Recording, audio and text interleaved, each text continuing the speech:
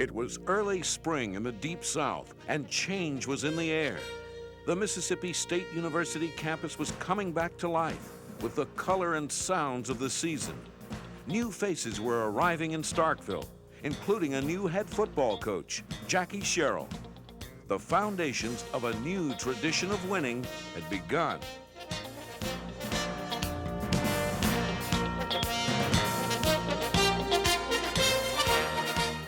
It all started in December when the announcement was made that Jackie Sherrill was coming to Mississippi State.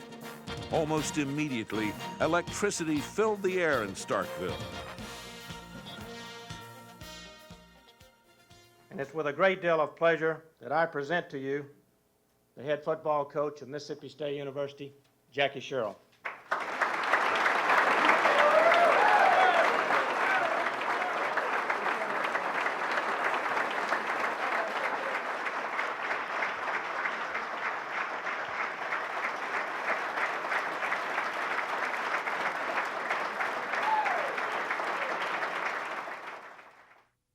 What's happened in the last 2 weeks or the last week, and certainly, and I can say this very honestly, that my philosophy in dealing with any institution is I want the people that Mississippi State means a lot to.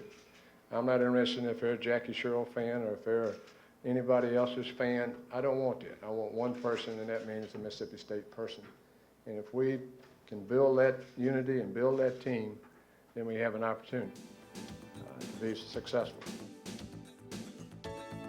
Bulldog alumni and fans were excited about the arrival of the new head coach, and the competition was getting a little nervous. And who could blame them?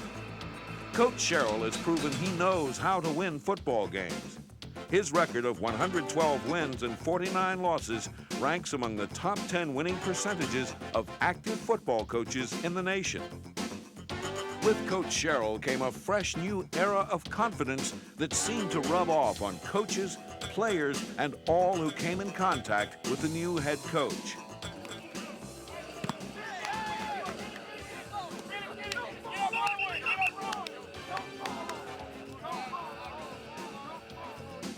Positive change doesn't come easy. It requires leadership, direction, and purpose. The Bulldogs' mentor brought together an outstanding coaching staff. One of the most creative minds in football, Watson Brown, came in to lead the offensive unit, and Bill Clay, the new defensive coordinator, accepted the challenge of building the defense.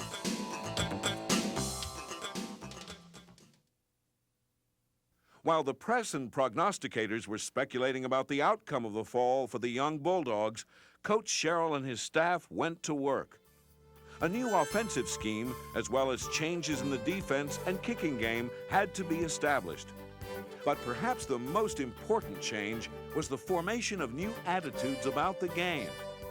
Jackie believed MSU could win and immediately started to instill this confidence in his players and coaches alike. The new system was in place, and the wheels of success were in motion. The players were getting stronger, bigger, faster, and more knowledgeable about the game. Coach Sherrill knew it would take more than just players and coaches to win football games. It would take fans and alumni support to build a winning program. From the beginning, Jackie got the students involved in football. They helped to select the new uniforms and were asked to name the Bulldogs' new kickoff recovery team, which they called the Mad Dogs. Some observers said this concept would not work. That's not what the Mad Dogs thought. It means a lot to the student body. People really get behind the Mad Dogs. They really think that's a great symbol for Mississippi State University. It pulls the Mississippi State together with the student body. It really helps the program a lot. Well, it's a big thrill because you know, playing in the SEC, you go against the top teams in the country, you know, almost every week, because this conference is so strong, and you know, you get an opportunity to play, you know, for Mississippi State, which, you know, I've always been a Bulldog fan, so that's a big thrill for me to be playing, you know, college football, which I've always wanted to do. Involving the student body in getting ready for the season paid off. Many of the faithful felt that they were part of Mississippi State football for the first time. And when fall came, the fans were ready.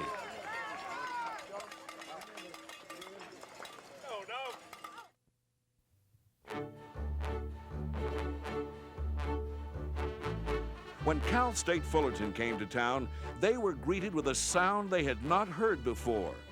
A chorus of bells, forged from tradition and filled with excitement and anticipation, announced the beginning of the 1991 football season.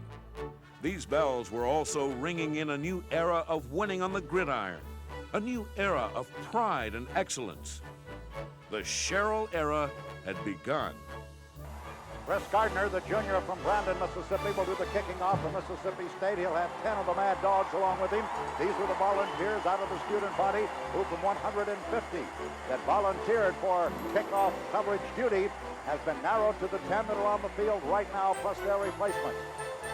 Cal State will have deep Arthur Davis back along the 1-yard line. Gardner comes forward, kicks it right down the middle and deep. It is going to carry to the rear of the end zone and will not be run out. When the whistle blew and the first ball was kicked, a number of questions still remained.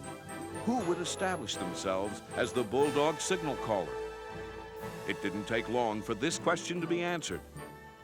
They call him Sleepy, but on the football field, he is anything but that. Elusive, slippery, acrobatic, but not sleepy, as Bulldog opponents soon found out. You know, Sleepy Robinson's nickname, Sleepy, certainly fits him. There's no question off the field, and very slow, very unassuming young man, but on the field, he's a game player. The young man makes a lot of things happen, gives everything he has, and you know, when you line up and you play against Sleepy as opposing coach, you're concerned because you know at any time that he has the ability to make an outstanding play from a very poor play. And the thing that Sleepy has done, he's a very tough young man, and he has given the rest of his players and teammates a feeling that, you know, we're playing for a quarterback that has toughness, we're playing for a quarterback that has intensity, we're playing for a quarterback that has ability. Let's do our part, and let's do it well, and we'll know that he'll give everything he has every play. And that's a great feeling to your offensive lineman when you get into the trenches and all of a sudden you're getting banged around, to know that your quarterback is in there with you, and he's going to do whatever it takes to help you win. Sleepy Robinson would be named SEC Offensive Player of the Week twice during the season. He would finish second in the conference in passing efficiency and third in total offense. Furthermore, he led all SEC quarterbacks in rushing with more than 500 yards for the season. Not bad for his first year as a starter. Cal State soon found out what they were up against as Robinson led his young running backs through the Titans' defense. As Michael Davis hammered through the line time after time, the entire stadium noticed that something was missing: the huddle. Watson Brown had started this new season with a no-huddle offense, which kept Cal State off balance throughout the game. After a slow first quarter, Michael Davis put the Bulldogs on the scoreboard with a 12-yard scamper behind solid blocking from the offensive line. The questions about Sleepy's passing ability would soon be answered. Again, in the second quarter, Robinson dropped back and hit Willie Harris with a 44-yard bomb to put the Bulldogs in scoring territory.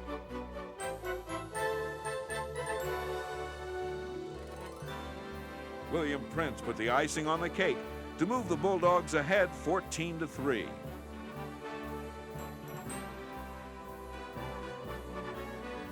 The questions about the MSU defensive squad soon were answered as well. The defense pinned Cal State deep in their own territory when Jerome Brown came up with a big play, recovering a fumble. Following the fumble recovery, Sleepy weaved his way into the end zone to get his first touchdown of the season, allowing the Bulldogs to take a 21-3 lead in at halftime.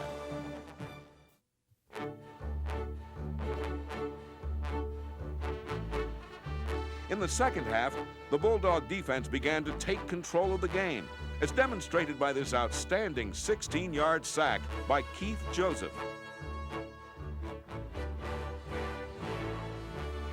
The defense let it be known that they were for real and a force to be reckoned with, completely shutting out Cal State in the second half.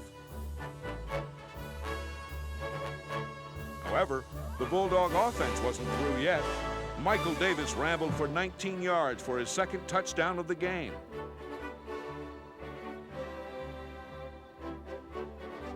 Not to be outdone, Tay Galloway got into the scoring act with this touchdown run to give Jackie Sherrill his first win of the season by a convincing margin of 47-3.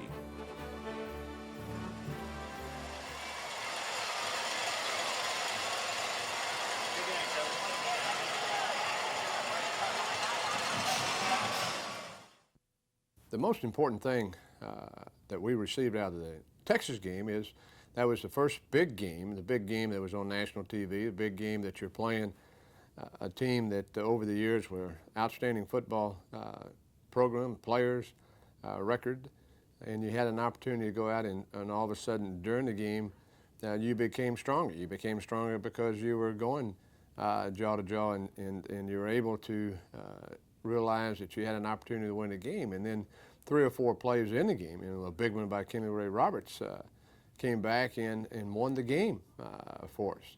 But I think the biggest thing that comes out of a game when you play like that early in the season, it gives you an awful lot of confidence, gives you a belief that what you have done last spring, what you have done all summer to get ready and during 2 days, that it paid off. The first real test of the season came with the Texas game. A big, strong, hard-hitting University of Texas team came into Starkville confident they could handle the young, inexperienced Bulldog squad. To the surprise of the Longhorns, the state defense greeted them with something less than Southern hospitality in front of a national television audience.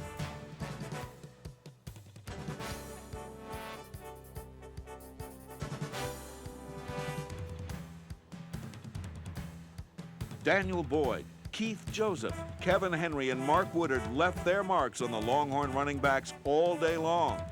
The tone of the game was set. Going into the game, we knew that the Texas team would have great talent, great people up front, especially with their big people, the linemen and so forth. We felt that if we could hold off this team, if we could do well against this type of offense, that we could do well against anybody.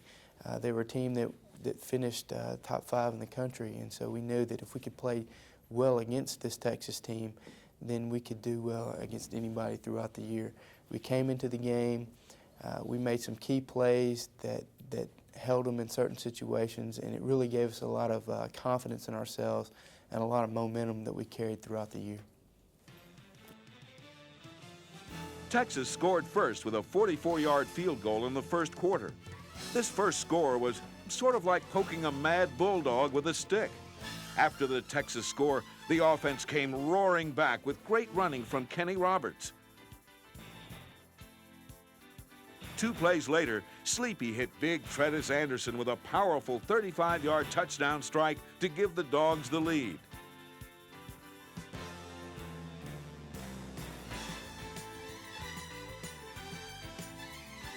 Every time Texas started to move the ball, the Bulldogs would respond.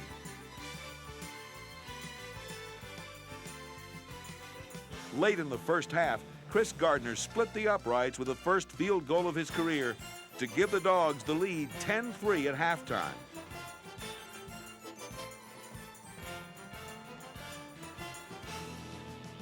The fans were holding their breath, almost afraid to get too excited. In spite of a great halftime show and the Bulldogs in the lead, this was the University of Texas, which was heavily favored to win this game.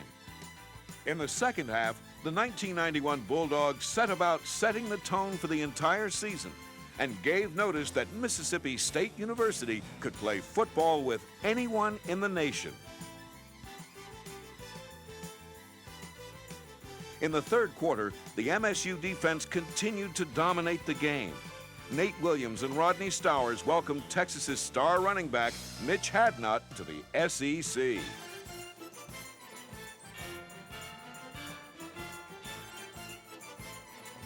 Texas played outstanding defense as well, pinning the Bulldogs deep in their own territory. However, Michael Davis, behind the solid blocking of the offensive line, brought the Dogs out of the hole.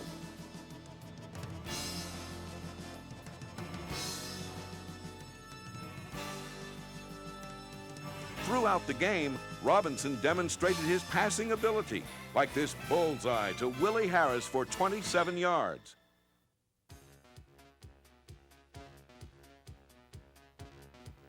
Chris Gardner capped off the drive by hitting his second field goal of the game from 34 yards, giving the Bulldogs a 13-3 lead. Although State went into the fourth quarter with a comfortable lead, the Longhorns were not about to roll over and play dead. A field goal brought the Horns within 7 points of tying the game. The defending Southwest Conference champions came back late in the fourth quarter with a drive that reached the Mississippi State 19. The crowd was on its feet as the Bulldog defense rose to meet the challenge.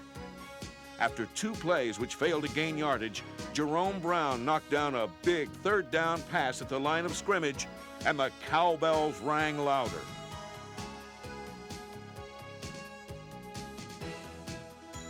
With 4th down and 10 from the State 19, perhaps the biggest play of the game was about to happen. It was only fitting that the biggest man on the defensive line came through. Rodney Stowers blew around his man to nail the Texas quarterback for a loss and put the game on ice for the Dogs. The extra effort which Rodney demonstrated on this play was the crescendo for an excellently played defensive game. The Mississippi State Bulldogs had won their most important game of the season and placed the stamp of credibility on everything Coach Sherrill had been saying all year. The Bulldogs could be winners.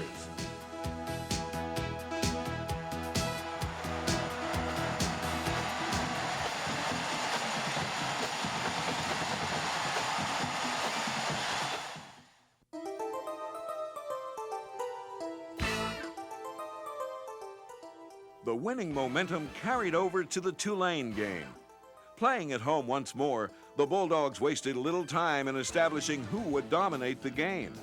Backup quarterback Greg Plump operated the offense in place of the injured Sleepy Robinson. Plump led the Maroon and White 59 yards in 7 plays to put the Bulldogs in the lead, and they never looked back.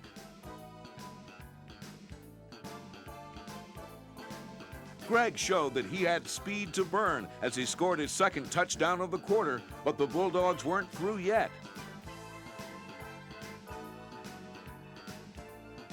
This touchdown pass to Trinell Edwards gave the Dogs a 21-0 lead at the end of the first quarter. As for the Tulane offense, it seemed to be going south for the winter. Time and time again, the defense took control, completely dominating the line of scrimmage and shutting out the Green Wave passing attack.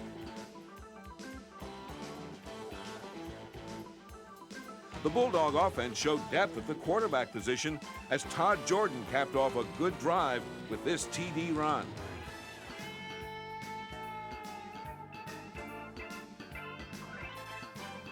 MSU special teams had played well all year, and this game was no exception. Tony James has brought excitement back to the kicking game, providing instant offense on every punt return.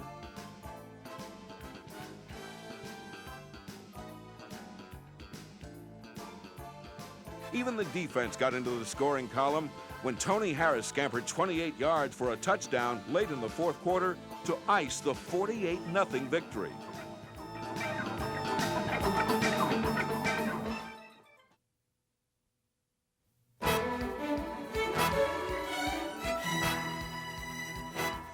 Three early season wins behind them, the Bulldogs now turn their attention to one of the top teams in the nation, the Tennessee Volunteers. Tennessee also came into the game undefeated with impressive wins over UCLA and Louisville. Tennessee was heavily favored to win the game by the media, but the Bulldogs hadn't been reading the headlines. Instead, they came into Knoxville before the 95,000 home fans and a national television audience prepared to meet the Volunteers head on. After a tough 11-play drive, Tennessee could manage only a field goal. Outstanding play by Daniel Boyd and Nate Williams kept the Volunteers out of the end zone. After setting up the men in orange with a running game, Sleepy dropped back and hit Chris Sherrill for a 37-yard gain.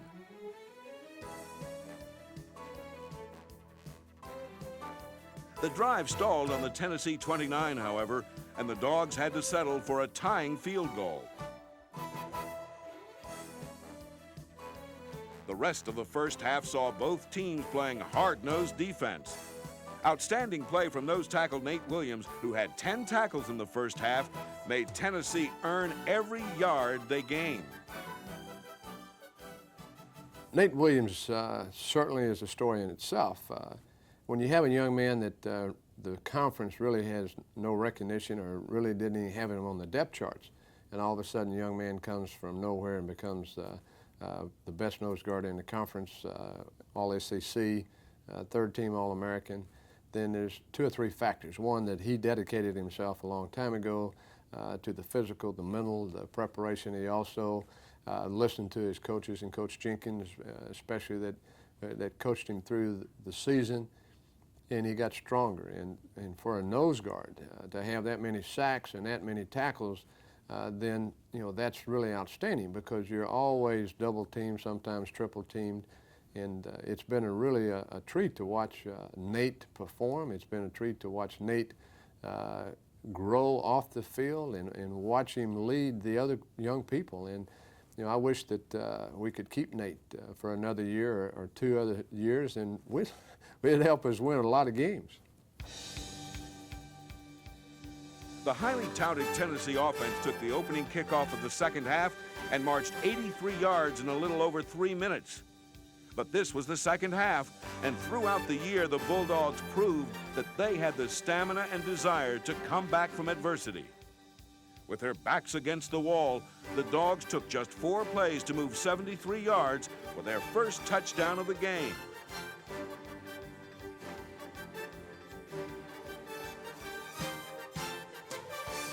Inspired by the play of the offensive unit, State's defense rose to the occasion and held back the Volunteers for 2 series.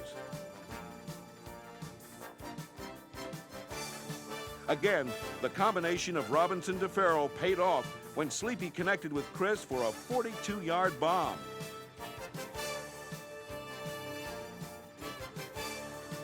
Two plays later, Tony James showed why he's referred to as instant offense, as he scores on this pass from Robinson.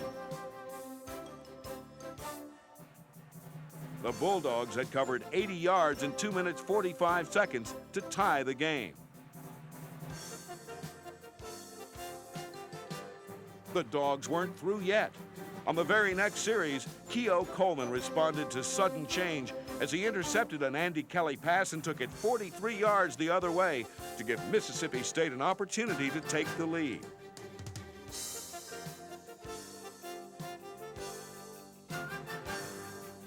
After Sleepy set up the Vols with an off-tackle keeper, big William Prince slammed across the goal line for the go-ahead touchdown. The national media were stunned. These guys in maroon didn't seem to believe that Tennessee was supposed to win this game.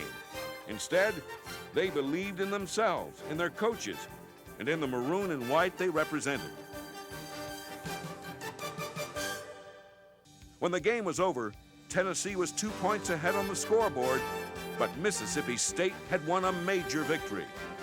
This Bulldog team had proven to the world that they were competitive and in a position to beat the best in the fourth quarter, on the road, and in one of the toughest places to play football in the country.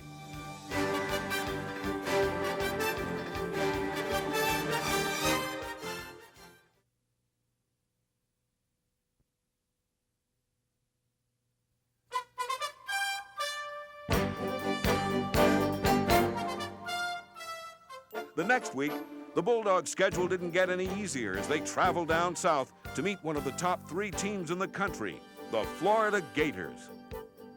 The matchup in Orlando proved to be too close to Gainesville for comfort when the Gators moved out to an early 17-point lead. Although the Dogs were down after the first 2 quarters, they came back strong in the second half. All year long, State played well in the second half, and the Florida game was no exception. The Bulldog offense came to life with a sustained drive, which resulted in William Prince taking it into pay dirt. With the Dogs behind by only 10 points, quarterback Greg Plum hit Willie Harris with a pass good for 40 yards. A great run by Carl Williamson gave State a first down on the Florida 27. Unfortunately, a fumble stopped the drive, and the Gators held on to win on the way to their first ever SEC championship.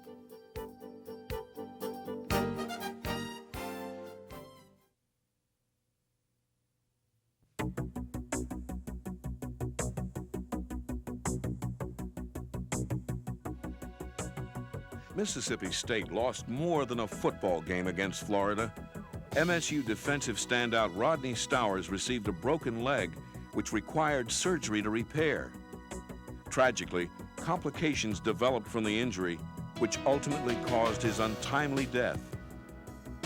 Rodney's loss was felt deeply by his teammates, his coaches, and the entire university community. Not only was Rodney a good leader, good person, and a good football player, he was a brother of ours as a team and as a defensive player on the defensive line. All I can see is Rodney get a sack for us up there.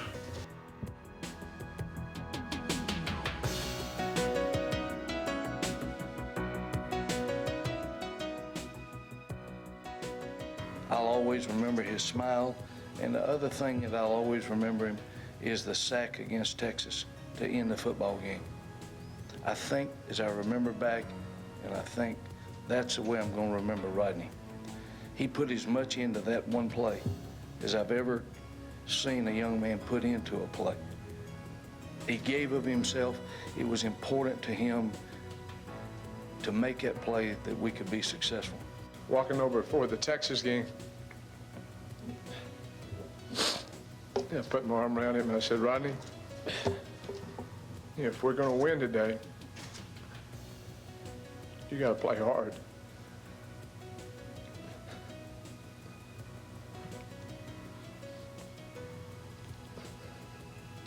He did respond.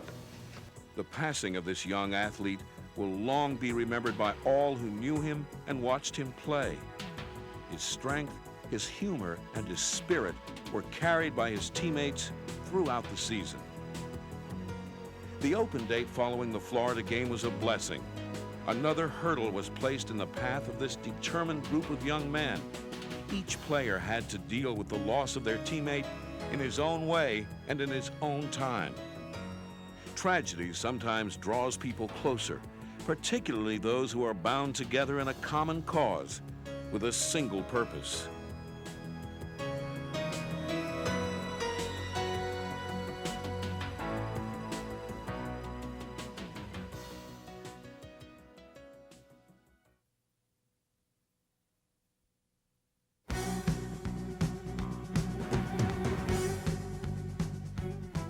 The Kentucky game was another test of the mettle of this team. On a day that was made for football, the Mississippi State Bulldogs soundly defeated the Kentucky Wildcats in Scott Field 31-6. Kentucky scored first, but their lead did not last long. With Sleepy Robinson back in the lineup, the Bulldogs wasted no time in marching down the field to score the first touchdown of the game.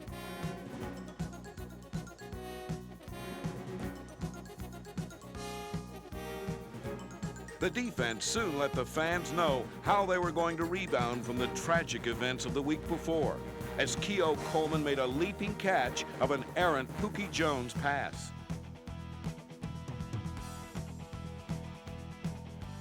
The offense responded to the opportunity provided by the defense with good running from Robinson and company and took a 10-6 lead into the locker room at the half.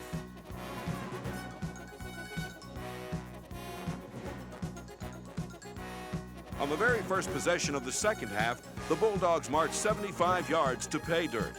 One of the highlights of the second half was the running of William Prince. On this 53-yard run, the 220-pound junior showed why he was a high school All-American at Warren Central High School in Vicksburg.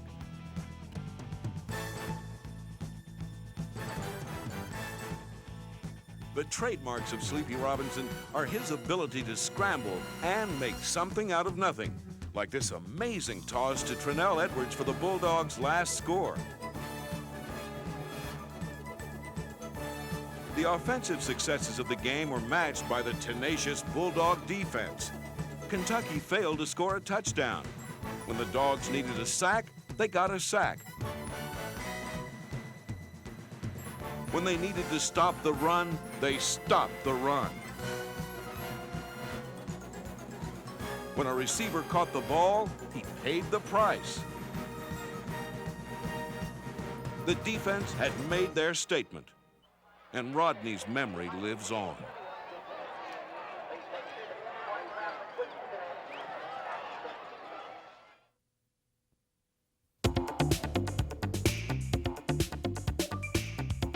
Homecoming is always a special week for the MSU family. The campus is cloaked in the colors of fall. Alumni and friends of MSU revive old memories, share good food, and deck themselves in various shades of maroon and white. Queens are crowned, and bands play as everyone prepares for the big game. The Memphis State Tigers took to the air early in the first half and quickly followed up their first touchdown with a 2-point conversion to take the lead. The Bulldogs quickly answered with a strike to Tony James.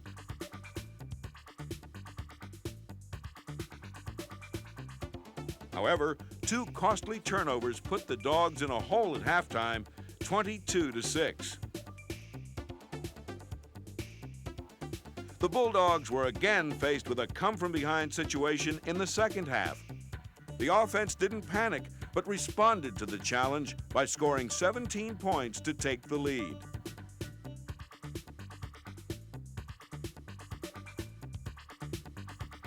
Late in the fourth quarter, in a short yardage situation, with all cornerbacks crashing the line to keep Memphis State from gaining a first down, disaster struck. With 4th and 1 and time running out, the Tigers fullback broke through the line of scrimmage and raced 34 yards for a touchdown. Even though the Bulldogs lost the game, they were in a position to win in the fourth quarter, a position they would enjoy in every game of the season but one.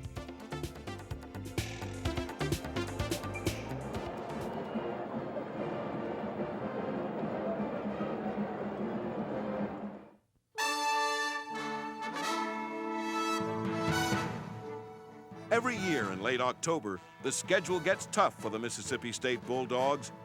Ahead were Auburn, Alabama, LSU, and the University of Mississippi.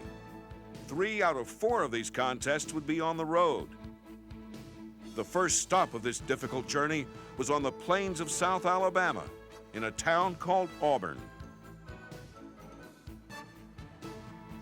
In the first quarter, Tony James put the Bulldogs in business with a great punt return which started on his own 45 but ended on the Auburn 33.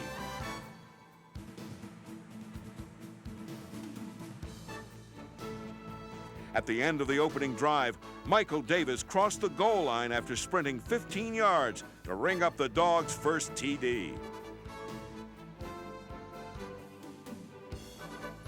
The big story of the game was the play of the MSU defense. The Dogs stopped the Tigers with interceptions.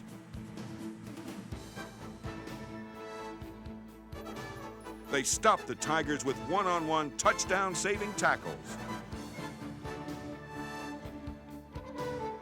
And they stopped the Tigers with big hits from Luster, Boyd, and Woodard. They wrapped Stan White and company in maroon and white sacks.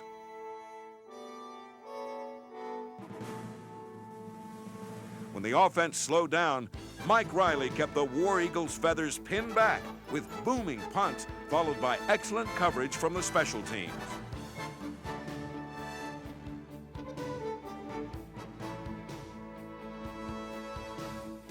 No one wins in Jordan-Hare Stadium easily, and the Auburn Tigers got the hair on their necks up and tied the game at 17 late in the fourth quarter.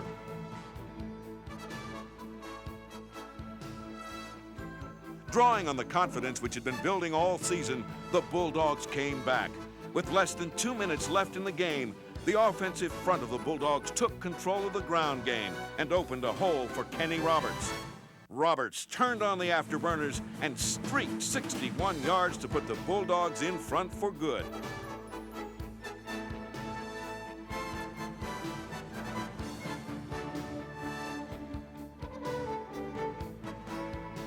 The final score, Mississippi State 24, the Auburn Tigers 17. A regional television audience of almost 9 million people now knew what the MSU coaching staff had known all year. The Bulldogs were for real. Indeed, on this Saturday afternoon, Auburn was the loveliest village on the plains. In the Auburn game, I think there was a sense of have to win type thing for us. We were pressuring ourselves into going in there and coming out with a victory. We found that we could compete and do well and put ourselves in positions to win football games against tough SEC opponents. We found out that in the Tennessee game. And after the loss against Memphis State, we felt like that it was a loss that we shouldn't have, and we put a little pressure on ourselves. I think every person on the team, I think, pressured themselves into going into Auburn dedicated to coming out with a victory, and we were able to do that. We played very good on both sides of the ball. It was, again, a close game, but this time we came out on top.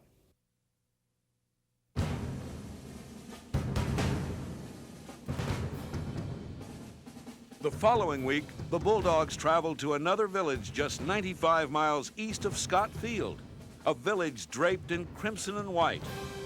Battling a top 10 team on the road is never easy, but when the Bulldogs came to Tuscaloosa, they were confident that they could play the Tide to the hilt. This was to be a classic SEC confrontation between two excellent defensive teams.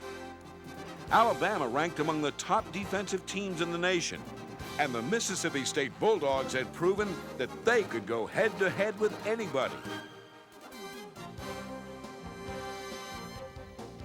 Lisi and Harris met at Saran Stacy to introduce themselves to the highly acclaimed Bama running back. Boyd and Knight said hello to Alabama quarterback Woodson more than once. After the first Alabama drive was shut down, Sleepy spotted an open Willie Harris who hauled in the pigskin for a 35-yard gain. The Tide rose up, however, and blocked the Dogs' attempt at a field goal to keep the game deadlocked at 0. In the last 2 minutes of a bruising first half, Alabama intercepted a pass and returned it for their only touchdown of the game.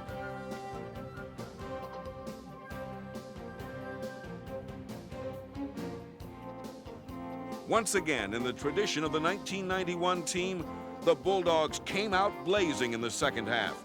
Clutch catches from Willie Harris and Tony James brought the ball into Alabama territory. Then the master of improvisation slipped by the Tide defenders to take the ball inside the Bama 5-yard line.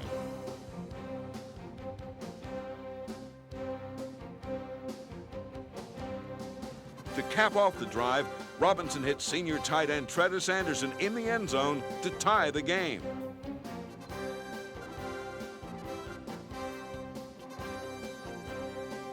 In a confrontation of strength and speed, the MSU defense held the Tide to just 2 field goals for the rest of the half.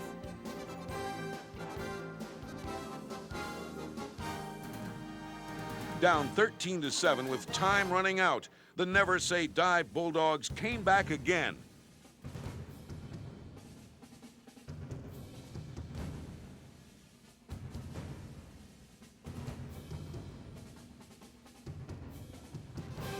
Robinson did what he does best, scramble from the 20 all the way to the tied 3-yard line.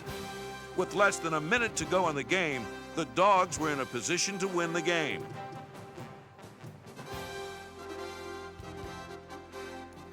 But as fate would have it, it was not to be. A signal called from the opposition sent a tackle across the line of scrimmage before the ball was snapped, and the fleeting opportunity for victory vanished. But again, this Bulldog was continuing to grow. Changes were taking place. Not on the surface, but on the inside, deep in the hearts of each man who stood on that field and had gone toe-to-toe with the Alabama Crimson Tide. In their hearts, they knew they had what it took to win and to play with the best.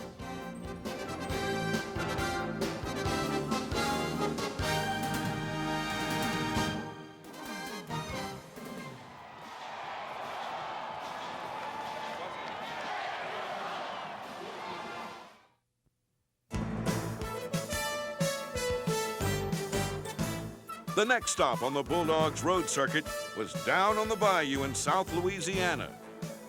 There's no place on earth like Tiger Stadium in Cajun country on a Saturday night.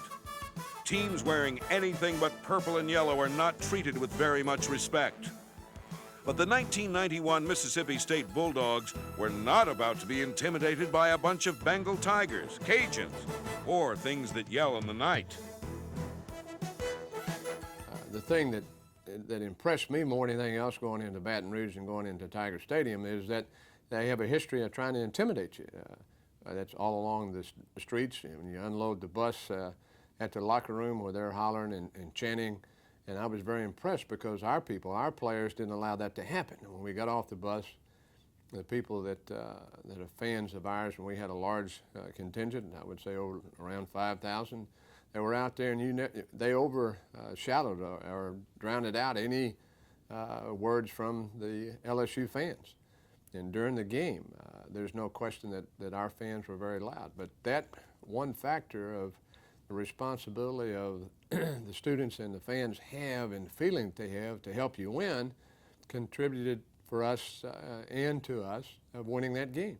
But it was a great feeling to know that on the way, and certainly at the LSU and Tiger Stadium, that you had some people just as loud as their home crowd. LSU struck first on the second play of the game to lead 7-0 with less than a minute ticked off the clock. Then it was the Bulldogs' turn. The ground game began to roll. Roberts, Williamson, and Robinson brought the Dogs back all the way to the end zone to tie the game at 7-all.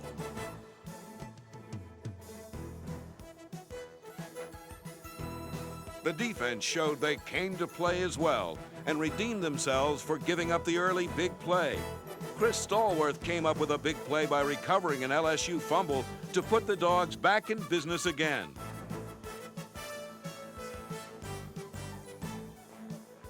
The offensive line took control, opening gaping holes for the MSU running backs, who quickly put the Bulldogs in front to stay.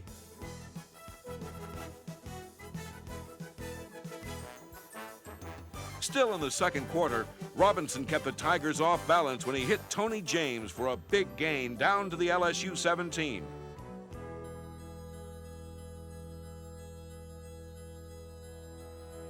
Going through the air seemed to be a good idea that worked, so Sleepy hit William Prince in the end zone for MSU's third touchdown of the first half.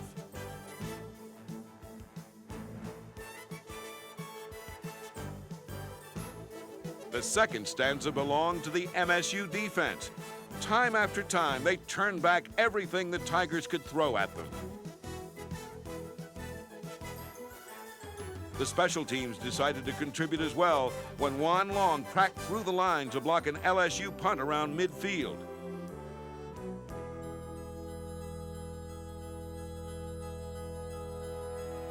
Taking advantage of this big break, the offense rolled down the field of pay dirt once again.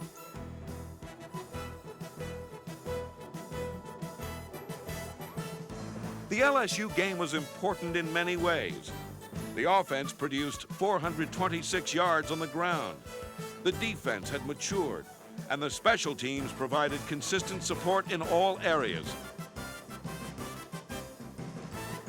But more importantly, the Bulldogs had locked up an invitation to the 1991 Liberty Bowl and the opportunity to meet the United States Air Force Academy on December 29th. It's not that you're going to the Liberty Bowl when you're talking about the ticket sales. You're making a statement. In selling between 26 and 30,000 tickets, you are as big or as good as any team when you measure the number of people that are going to follow you, any team in the country. There's very few teams in the country that are going to sell that many tickets. But you're making a statement. You're making a statement that you're part of something. You're building, and you're help building, and you're enthusiastic about it. And that's something that has helped us go in the right direction, and there's no question it's helped us get there quicker, and there's no question that is going to help us get stronger each week. There are about 7 different ingredients in winning and having a winning football team. But one of them is certainly the students, and another one is the fans that are in the stands supporting you. And when they make a statement that we're going to go be with you in Memphis, then that means an awful lot to our players. And it gives our players the ability to understand that they're not there by themselves. And when that happens, they get a lot of support. And when you're going to have a record crowd and you're going to have about 60,000 people there that are Mississippi State people and certainly ringing their cowbells, you make a statement that they are there for one reason, and that is because they're part of it, they enjoy it, and they're excited, and they want to help.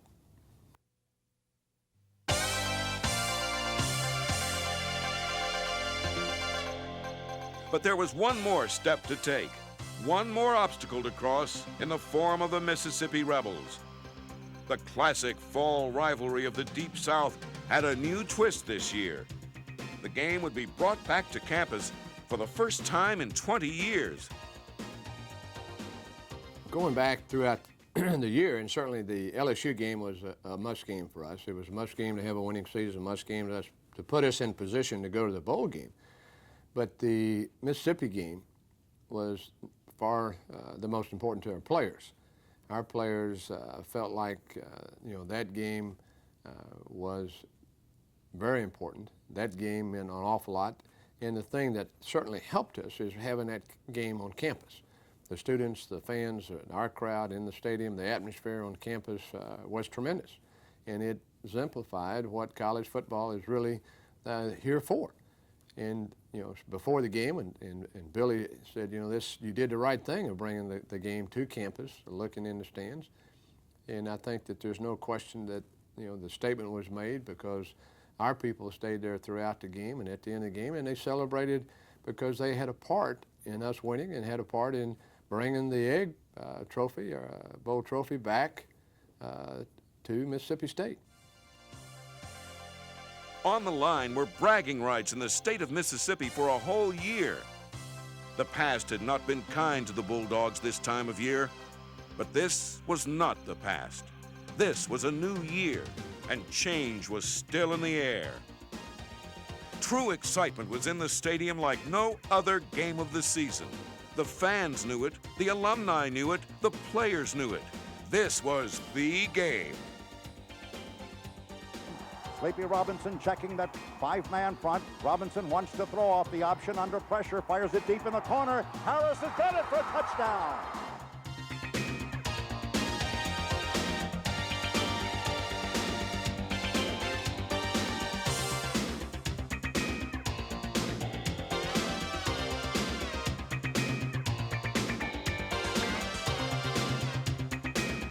Robinson calling his play on the line of scrimmage.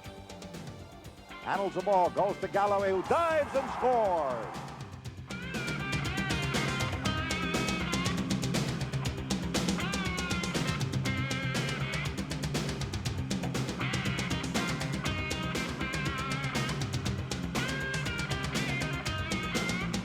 Bulldogs now break the linebacker off the ball, and now under heavy pressure, back to throw. Sherrill is going to be sacked all the way back to the 43-yard line.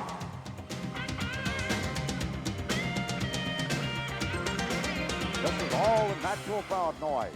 And Sherrill wants to throw, and Russ drops back, has plenty of time, fires it deep down the middle on the post pattern, and it is intercepted by Mississippi State. And their interceptor, Tony Harris, goes to the ground at the 9-yard line.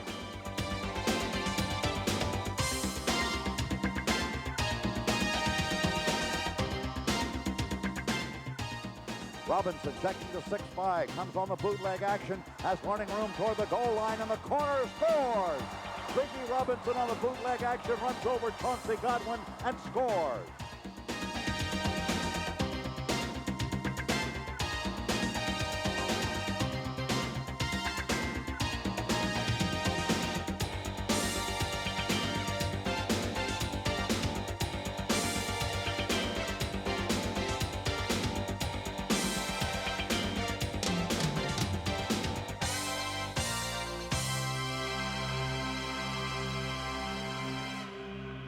I had no idea what this meant because I'd never been in one.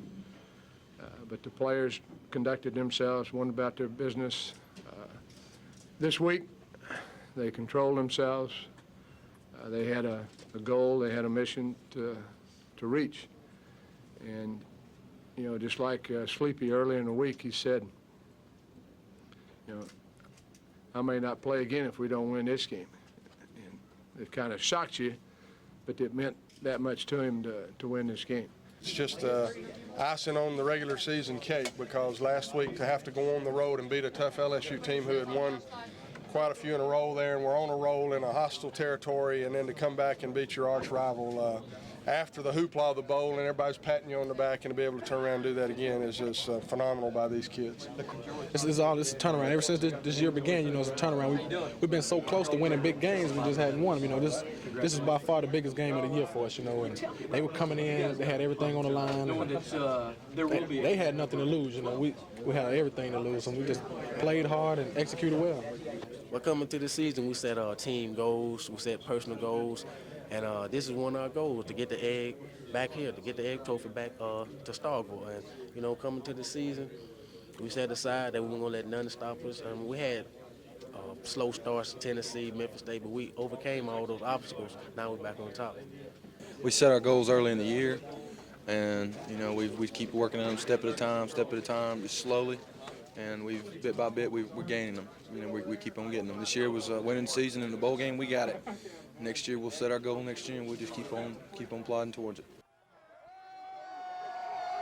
When all the shouting and cheers were over, the Bulldogs had the Egg Bowl in its proper place and set their sights to the north to prepare for Air Force in the Liberty Bowl. The trip to Memphis and the Liberty Bowl was a fitting reward for the hard work the players and coaches had devoted to the program all year long. Liberty Bowl week was filled with festivities, special events, and recognition for the entire team who had contributed to the success of the season. The Bulldogs enjoyed the blues on Beale Street and authentic Memphis barbecue with all of the trimmings. The team also took time out to visit the Le Bonheur Children's Hospital to bring some holiday cheer to some very small but appreciative patients. The color and pageantry of the Liberty Bowl always emphasizes our nation's heritage and freedoms and underscores our pride in being Americans. Although the ball didn't bounce the Bulldogs' way during the game, the fans got a good look at the talent which will be returning next year to form the nucleus of the '92 squad.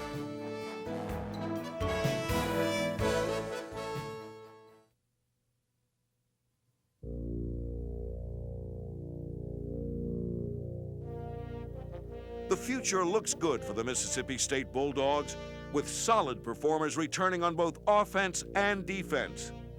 Many of the stars of the 1991 team, which finished third in the SEC in rushing offense and second in rushing defense, will be back next year.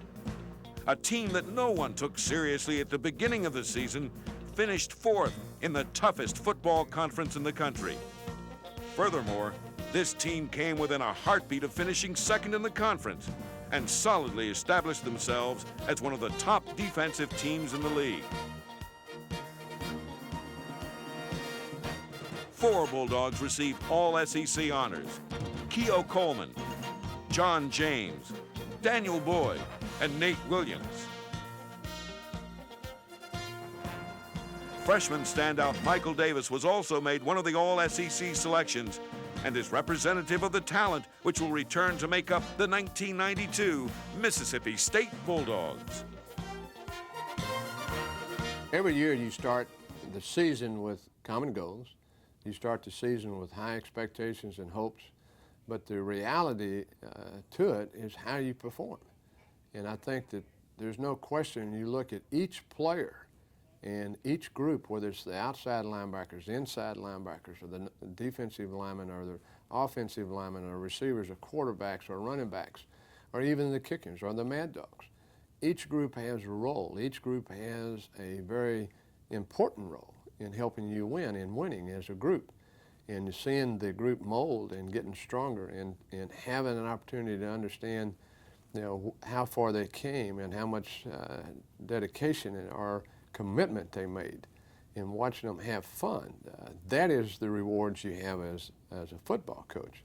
Winning games, no question, throughout the country is important, but it's how you win the games, the preparation you go through, the sacrifices you make, and how strong the players believe in each other and how strongly they believe in what they're doing.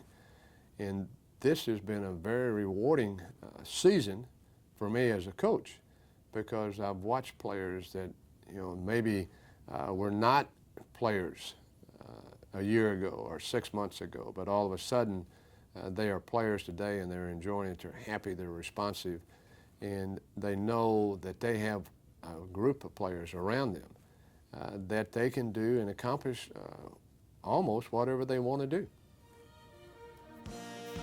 There is no doubt that next year the cowbells will be ringing louder than ever at Scott Field, and the maroon and white will carry on its winning tradition as the Sherrill era continues.